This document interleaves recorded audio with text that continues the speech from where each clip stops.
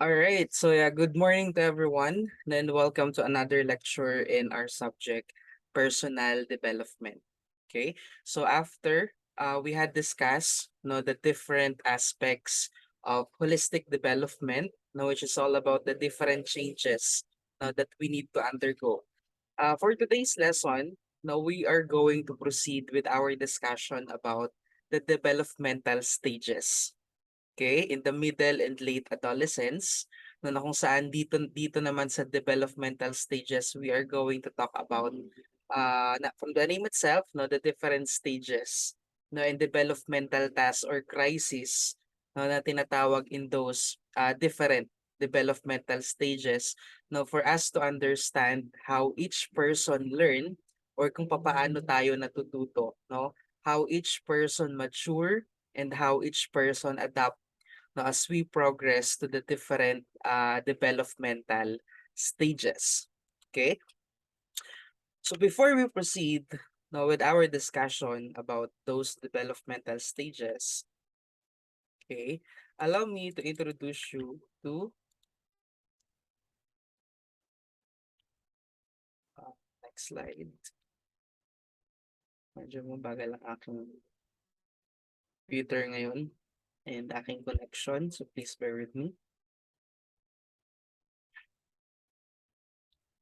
Happen.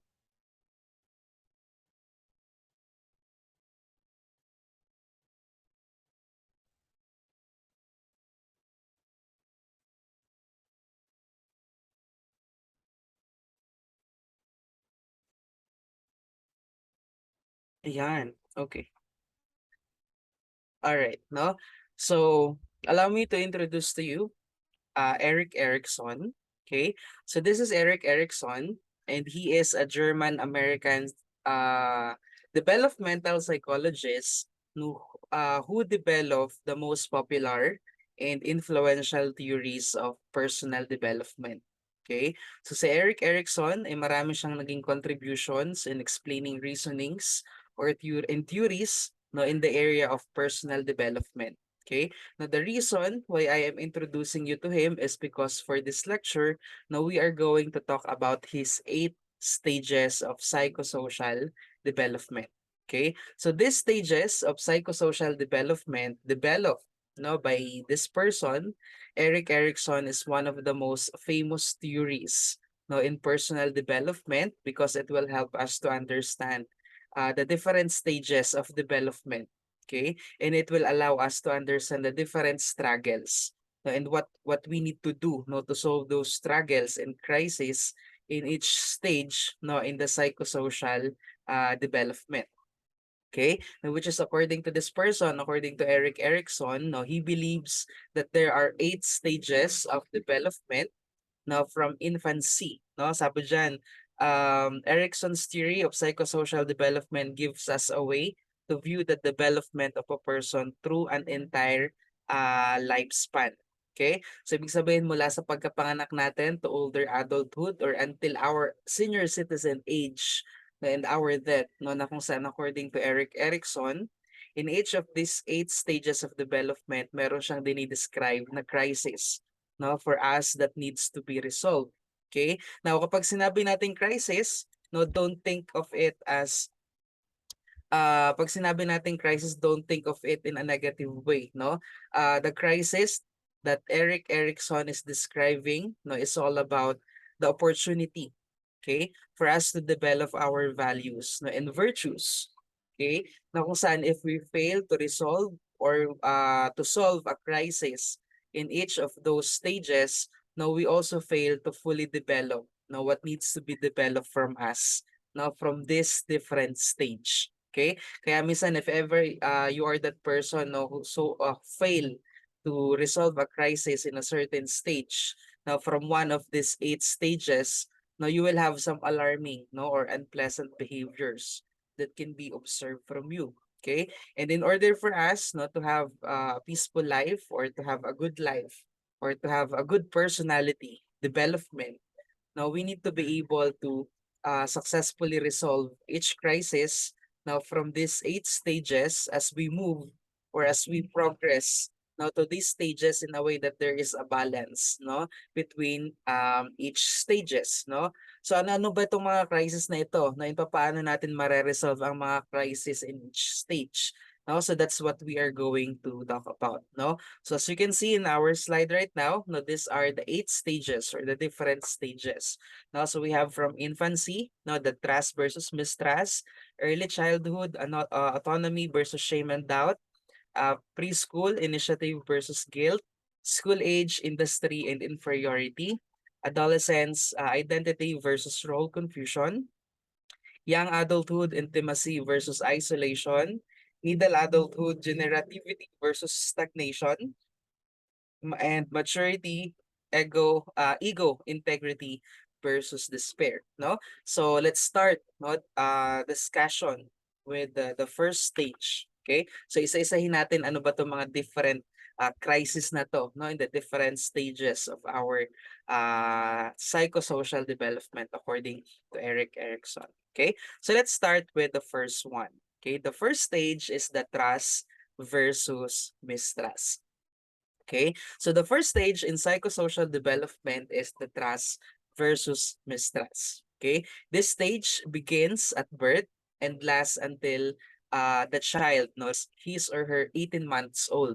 No, so according to Erikson, this is the most important period, no, sa buhay ng isang bata, because in this stage it shapes the child's view, no, of the world, no, as well as their overall personality. Okay, so in this first stage, the crisis or the conflict is all about trust, no, versus mistrust. No, so what does this mean? Okay, so in this stage, we are asking the question, or the major question, as you can read on our slide, is can I trust the people around me or not? Okay, so as you can see, no, from this illustration, the major question here in this stage is if you can trust the people around you or not. No, and mapapansin natin yan sa mga infants or sa mga babies. No, lalo na babies are almost entirely dependent, no, on their babysitters, or dependent on their parents, no, who are taking care of them. Okay? Kaya it should not be a surprise, no, that how parents or babysitters interact, no, with the babies is meron siyang profound effect, no, on the child's physical and mental health. Okay? So according to Erikson, no, naniniwala siya that early patterns of trust, no, help children to build a strong basis of trust, no, na magiging crucial for their social and emotional development. Okay? Na kung saan kapag successfully na-develop sa child ang trust, no, they will feel safe, no, and secure in the environment around them, no, na kung saan it will essentially shape or mahuhubog ang kanilang personality, no, determining how they will view the world around them. Okay? So sir, paano ba nabubuo itong trust during this stage of the child? Okay? Kasi 'di ba yung mga babies, since they can't use words, no, or hindi pa sila makakapagsalita, no, to express themselves, they usually they use, no, non-verbal strategies para makipag-communicate what they are thinking, or para makipag-communicate what they are feeling at all times, no. So the non-verbal strategy na ginagawa ng mga babies if ever they need affection, or kung gusto nila nakargahin sila, no, or they need comfort, or if hindi sila komportable, or if they need food or nagugutom sila, is by crying, no? So syempre sa pamamagitan ng pag-iyak or some body movements. Okay? So since babies are trying to communicate with us, not to communicate their needs. So if the parents or the caregivers or the babysitters, if you are, no, you should notice and should respond, no, to the signals, whether sa pamamagitan ng pag-iyak nila or some body movements, because responding to these signals of the babies can help them learn to trust you and the world around you. No, so in this stage one, trust versus mistrust during the infancy, no, learning to trust the world and those around us or around them, no, is the key focus of this stage of development. Okay, so sa pamamagitan ng pagre-respond natin quickly and appropriately to the infants or to the baby's cries, now we are building a foundation of trust to them. No, so how our parents resolve this crisis during our infancy stage, no, helps us to know, no, that we can trust the world, no, because they are there or they are present, no, when we need something from them as babies, no. So if our parents are able to resolve this stage in a positive way, no, during our infancy period, no, we learn how to trust others. Okay, but of course, we still need to be careful now when we don't want to be so trusting, no, because you will become gullible.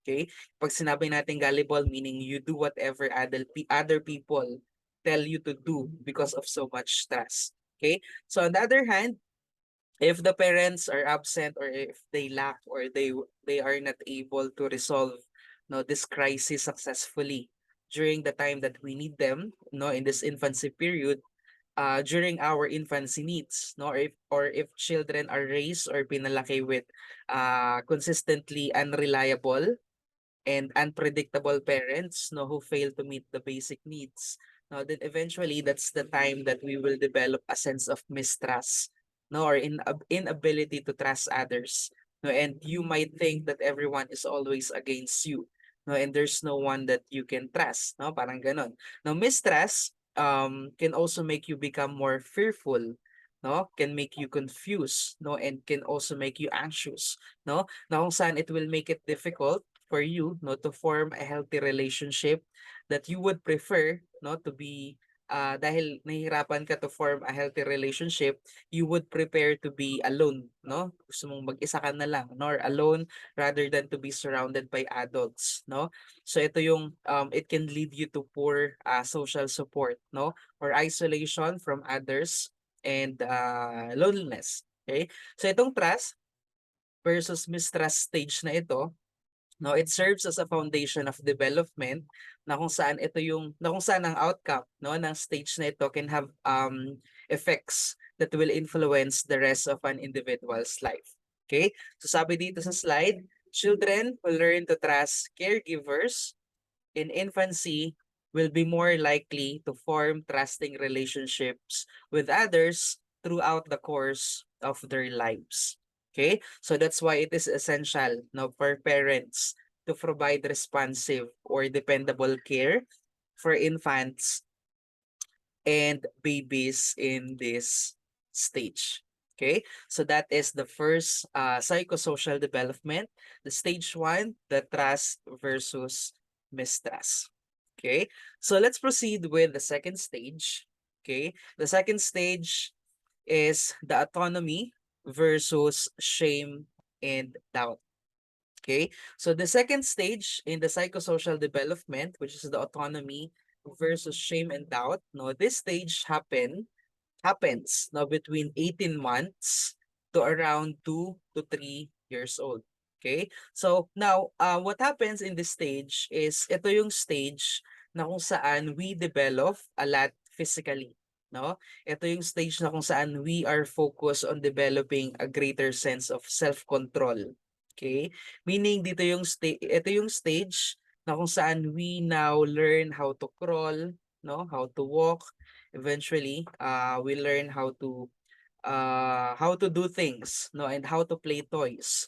Okay? So the more you act on your own, the more that you become autonomous. Okay? Kapag sinabi nating autonomous, meaning you have the freedom to control or to act on your own, no? But since you are still learning how to do things on your own, no, in becoming autonomous, you hindi maiwasan, no, that you make mistakes or you may fail from time to time. Okay? For example, in your first attempt to walk, no? So syempre hindi ka naman agad matututong makakalakad ka kaagad, no? So syempre unti-unti. Now, in your first attempt to walk, you may fall down and you may hurt yourself. Okay? Now, which is according to Erik Erikson, no, the major question in this stage is, can I do things myself or am I reliant on the help of others? Okay? So in this stage, if ever you have witnessed or let's say meron kayong mga baby na kapatid or baby na kasama sa bahay, no, within the age of 18 months to 3 years old, okay, you have probably witnessed many of the hallmarks of this autonomy versus shame and doubt stage. Okay? So ito yung stage of a child's development na kung saan yung young children, no, they begin to express a greater need, no, for them to do whatever they wanted to do, no, with independence. Okay, and they wanted to have a control over themselves and the things around them, no? So ito yung stage na kung saan yung mga parents, no, yung mga yaya or babysitters ay madalas natin maririnig na sisigaw ng no, don't do that, no? And kahit anong sabi mo na mga words, no, such as those, no, to stop them, no, mapapasabi ka na lang ng ang kulit, ang likot, no? But in the second stage of development, it is normal for them because it is important for young children, no, on this stage, for them to begin developing a sense of personal independence and personal control. No, na kung saan as we let them or kung hayaan natin sila to do things for themselves, no, they establish a sense of control over themselves as well as some basic confidence, no, on their own abilities. Okay? So it is normal for this stage, no, ng isang bata with the age of 1.5 to 3 years old, no, na gusto na nila to gain more control of what they do, no, and how they do it or how they do things. No, ito yung stage na meron na silang preferences over their food choices or preferences with the toys, no, that they want to play with. Okay. No, so as you can see on our slides, these are the different examples of tasks, no, that they want to have their own control, no. So picking out her own clothes and designing herself, choosing which toys, no, she likes or they like to play, developing food preferences of their own, and mastering toiletry. Okay, so once again, in this second stage, kids often feel the need for them to do things independently. No, yun nga, pati pagpili ng mga damit na isusuot nila each day, no, nagiging mapili sila sa pagkain kung ano yung gusto nila kailangan masunod, no? Kasi kung hindi, iiyakan ka, no, at hindi ka titigilan, no? Na kung saan this can be very frustrating, no, for parents or caregivers, no, or babysitters of the child, no? But it is an important part sa stage na to for the kids, no, for them to develop a sense of self-control and personal autonomy. Okay? So for children who will successfully complete this stage, no, and once they feel that they have a sense of self-control of what they want, no, they will feel secured, no, and they will feel confident. No, while those who do not may feel a sense of shame and self-doubt, no? So yung dalawang ano, that's the two crises. Okay?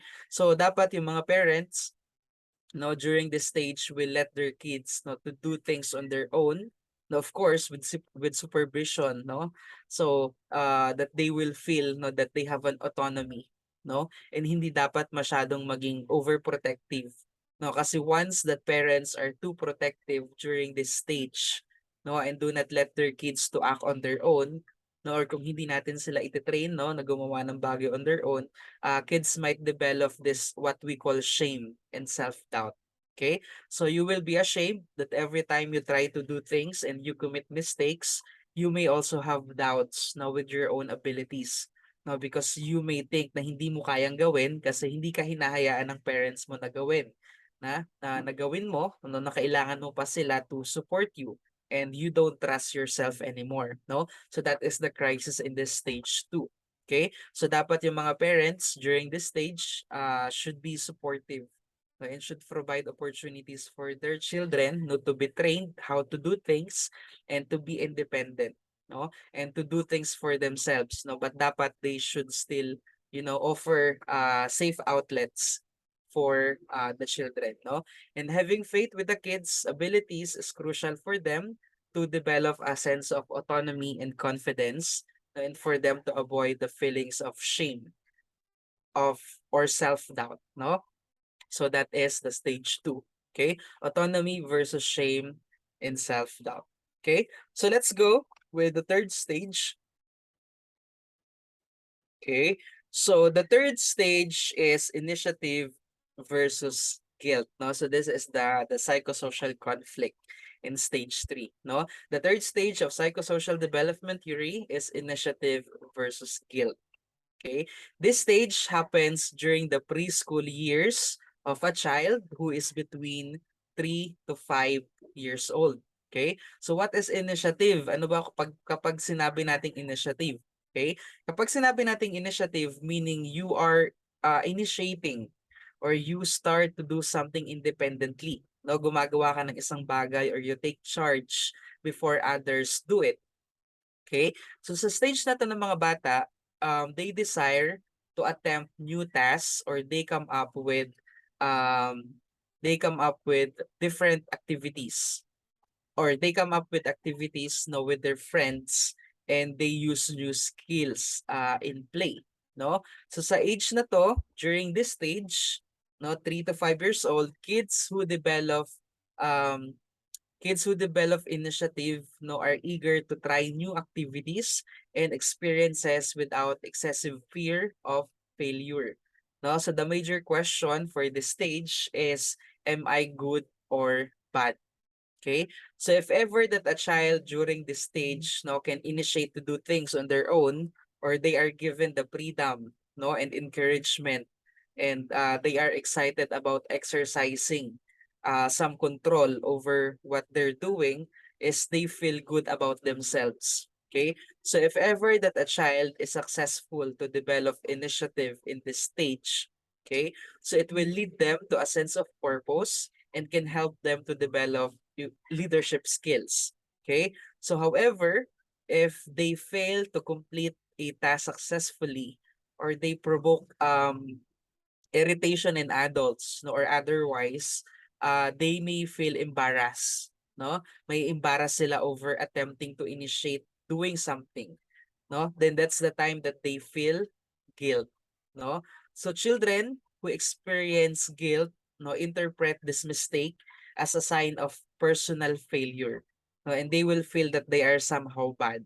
Okay? And it is said, according to Erikson, during the stage, children who feels more guilt no than initiative at this stage learns to resist no trying new things because of fear of failing, no? So they become fearful of trying new things and they may feel that they are doing something wrong. Okay? So during this stage, yung mga parents should help prevent this feeling of guilt, no? So that's why parents should encourage their children na if ever they make mistakes, no, they should see it as a learning opportunity, no? That's why it's very important na dapat during this stage no iwasan natin na magbigay ng excessive criticism, okay? But instead encourage them not to keep for them to keep trying new things, no, for them to develop a sense of initiative and confidence in their own abilities. Okay? So that is initiative versus guilt. Okay? Now let's go with the next stage. Okay? Let's go with the next stage of psychosocial development, which is this is the stage 4. Okay? This is the industry versus inferiority. Okay? Of course, no, this stage happens after the third stage between the age of 6 and 11 years old. Okay? So once again, industry versus inferiority, the fourth stage happens between the age of 6 and 11 years old. Okay? So this is the school age na tinatawag, no? School age. Okay? Um This is during your kindergarten to grade 5 stage, no? Hindi ako nagkakamali, 11. Yeah. This is during your kindergarten to grade 5 stage, no? So this is the time na kung saan, since you are exposed in a school environment, okay? Kaya naman school and the social um interaction with your friends or with your classmates play an important role no during this time of a child's life. Okay? So dahil aside from your home, no, you are now exposed sa mas malaking environment no as you start to go to school, no, na kung saan you gain new friendships with peers. Okay? So from the age of 6, nade-develop na dito or nagkakaroon na kayo dito ng social interactions with your classmates and your schoolmates. No, and because of this wider scale no of social interactions, dahil nasa school na nga kayo, no, meron na kayong ibang tao na nakakahalubilo, nade-develop na sa inyo dito yung sense of pride no with your accomplishments and abilities. Okay? So during this time of your school age, you are exposed, no? Na-expose na kayo sa maraming assignments, school works, no? You are learning to write and you are learning to read. Okay? Learning to count, no? So the more that you are engaged in your school works, the more that you become industrious. Okay? So in this stage, you are largely engaged in different activities, no?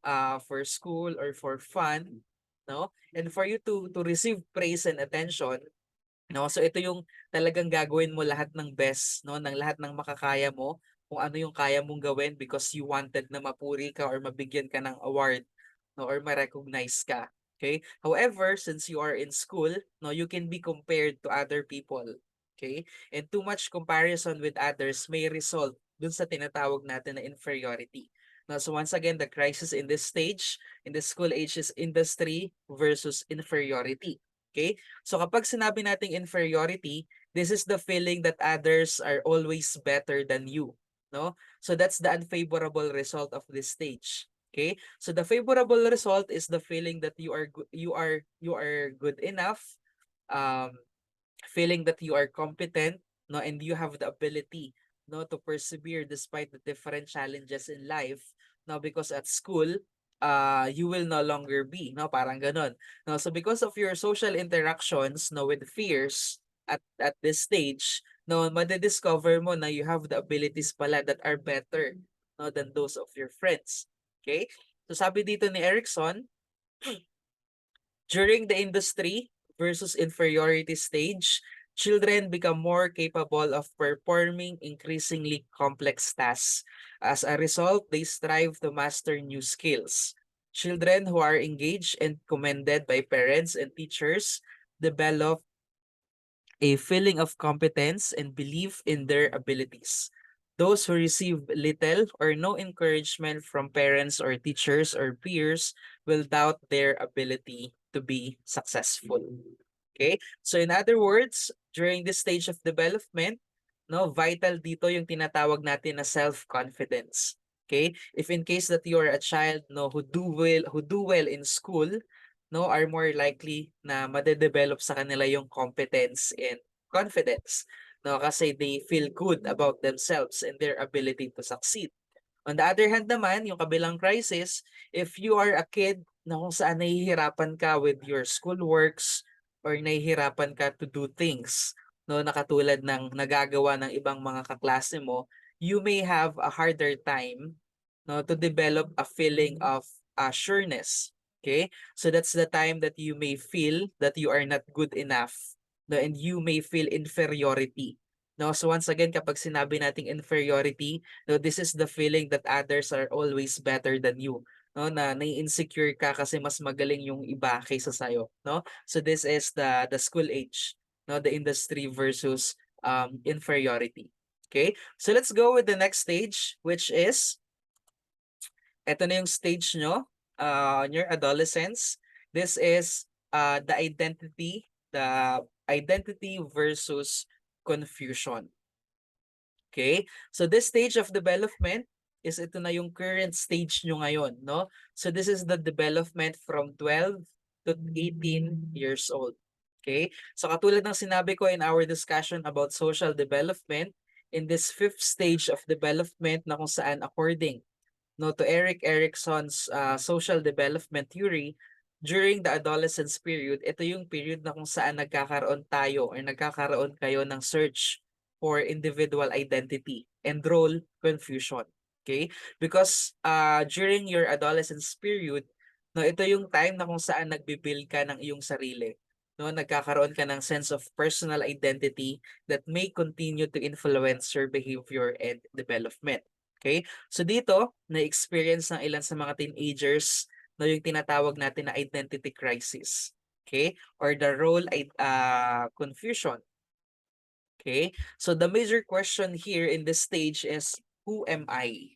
Okay? So in this stage, you are figuring out what you want to be. No, na kung saan you explore your independence and you develop a sense of self.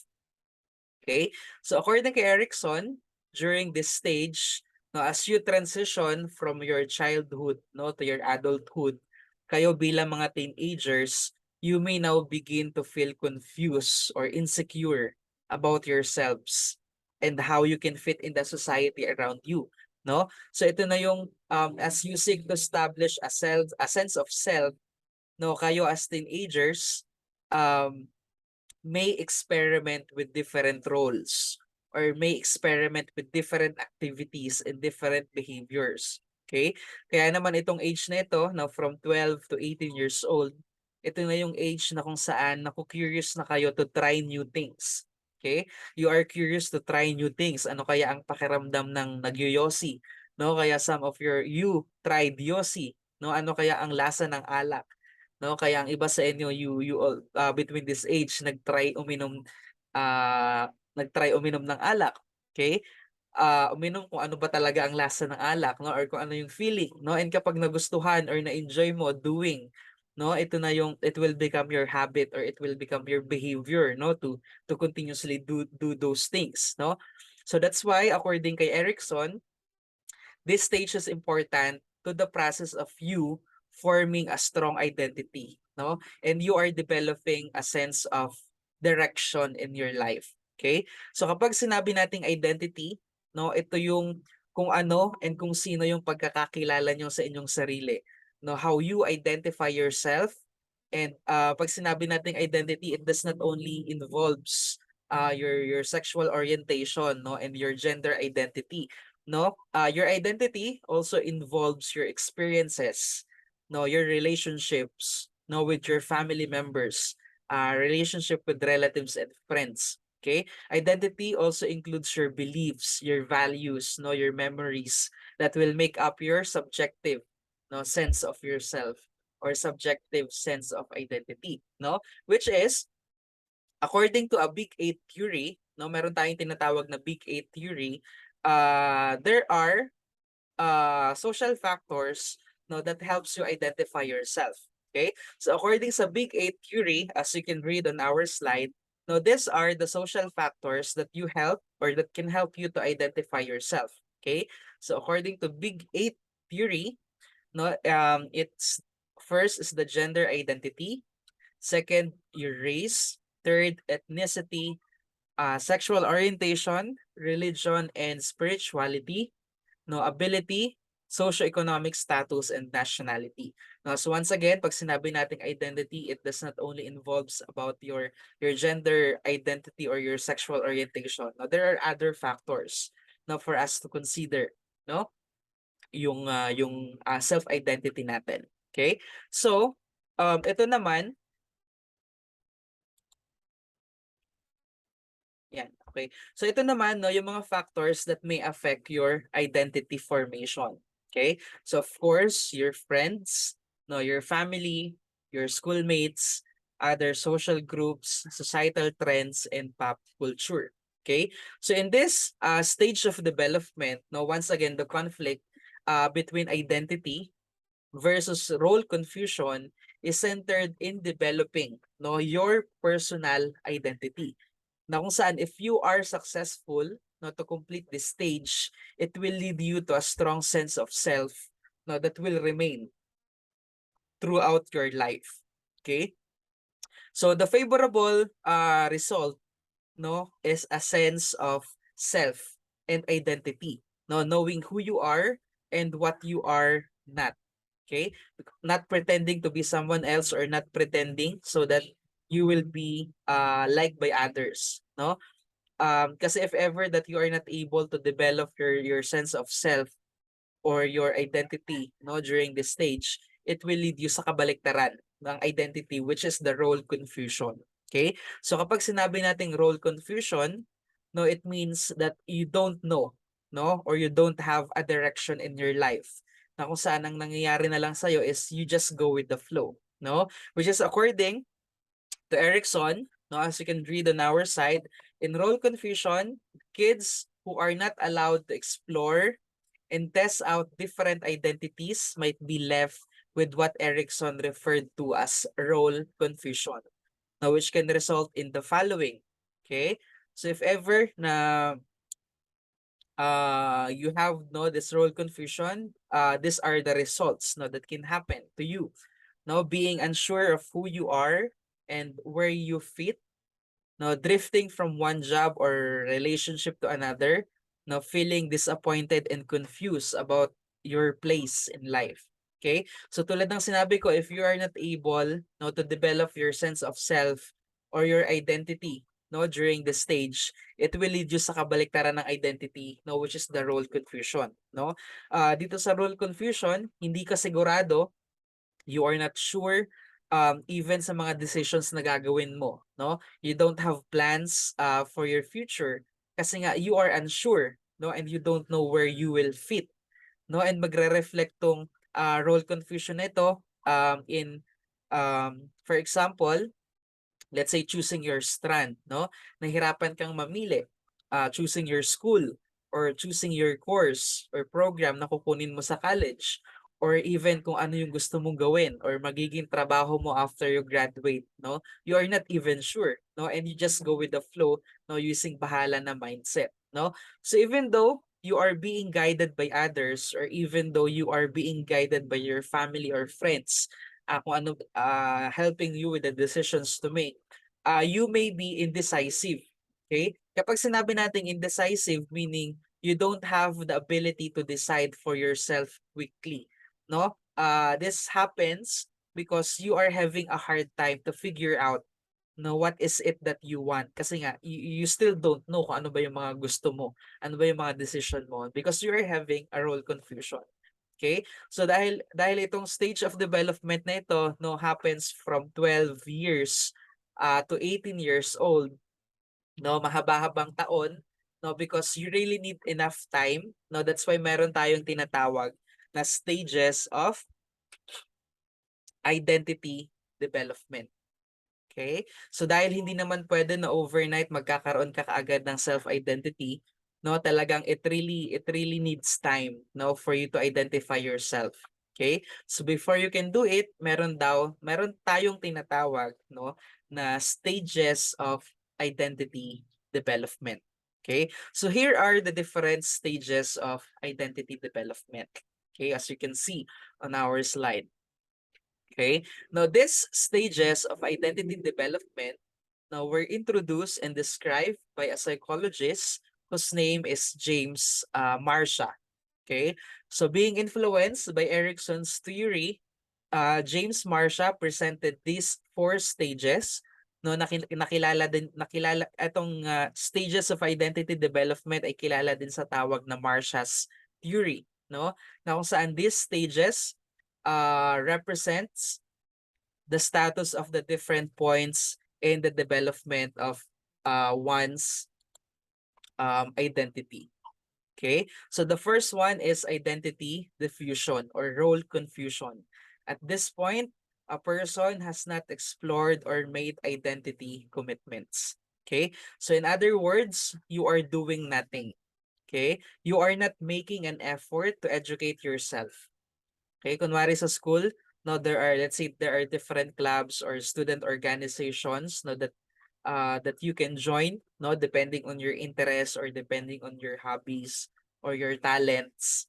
Okay, kunwari your options are theater club, dance club, no, sports club, or newspaper club, but you feel overwhelmed, no, with the weight of the decision or the variety of choices. Okay, and since you don't have enough strong conviction, no, to have a clear choice, no, kasi for yourself you also don't know kung saan ka magaling or kung ano yung kaya mong gawin, no? That's why you are not doing anything, no? You are not making an effort to check which one should be your option, no? So hanggang mangyari, wala ka na lang pipiliin, wala ka na lang pupuntahan, no? So this stage is the identity diffusion.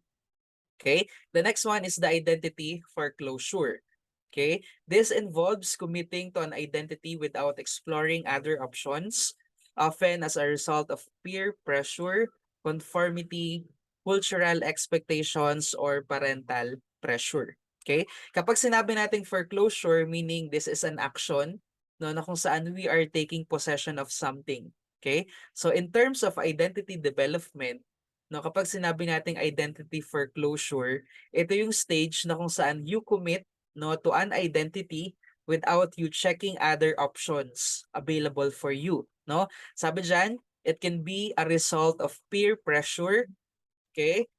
Conformity, or to just follow, pag sinabi natin conformity, you are just following the society standards. Cultural expectations and parental pressure.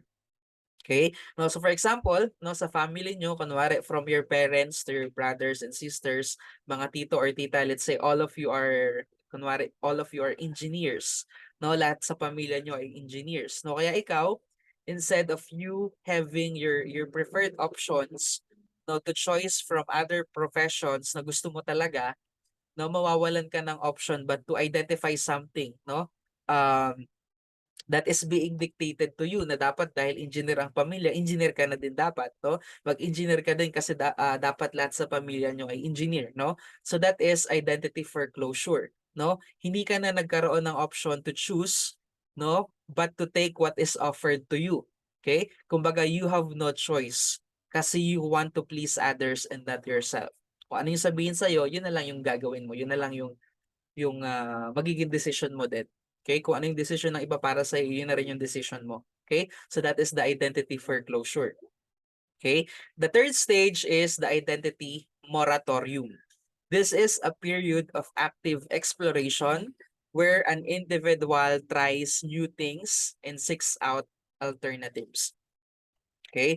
Itong stage naman na ito, kapag sinabi nating identity moratorium, meaning you are exploring your different options.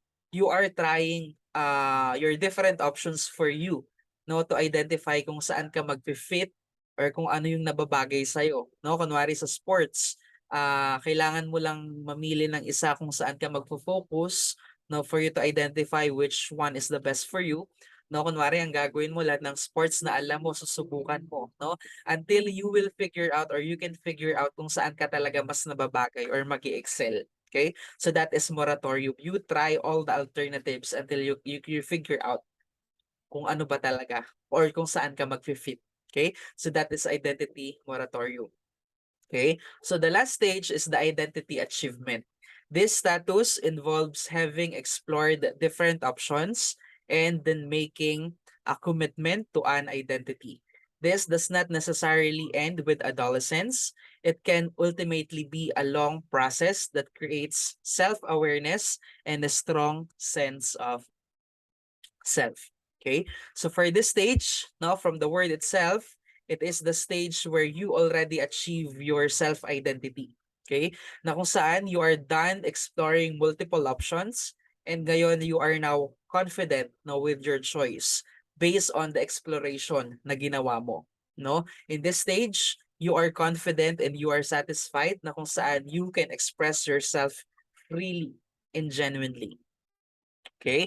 So, no matter where you are in your life right now, no, there are things you can do to help yourself build a strong sense of identity. Okay? So, if ever you are not yet sure about your options, now with your decisions, with your priorities, now your goals, your strengths, your abilities, your values, that can help you not to have an identity. Now, sometimes it's also important for you to spend time alone, no? For you to know yourself better. Okay? Because those quiet moments can help you to focus on your priorities, no? For you to improve your sense of self. Okay? So, ganun din, learn to practice self-compassion, no, which can help you to better understand and accept your flaws and limitations. Okay? So, that is the fifth stage no in the psychosocial development, which is the identity versus role confusion. Okay, so let's go with the next stage of development according to Erik Erikson, which is the sixth stage is the intimacy. Sorry na ano ko. Okay, intimacy versus isolation. Okay, so dito sa stage na to, no, intimacy versus isolation, it takes place during young adulthood, no, as you can read, psychosocial development in young adulthood, and that is between the age of 19 to 40 years old. Okay? So the conflict in this stage of life no centers on forming no yung tinatawag natin na intimate loving relationships with other people. No, which is kapag sinabi nating intimacy, no hindi lang siya intimate relationship or romantic no with your partners. Or about you looking for a partner no kasi ito na yung stage na kung saan ano ka na no juwang-juwa, we have that juwang-juwa ka na feeling no. So pag sinabi nating intimacy, hindi lang siya about romantic relationship with a partner, no? It also includes a relationship with friends, where it can be towards your work, no? Or we are calling it commitment. No, so on the other hand, no, inability to form a relationship with other people, it can lead you to isolation or loneliness, no, because you cannot establish a good relationship with others. Okay, so the major question in this stage, no, as you can read in our slide, will I be loved or will I be alone? Okay, so sa stage na to, you definitely have the desire no to be loved, na mahalin ka or magkaroon ka ng mamahalin, no? Magkaroon ka ng jowa or eventually to be your partner, no, or husband and wife. Okay? You also desire to have good relationship with friends or other people outside the family.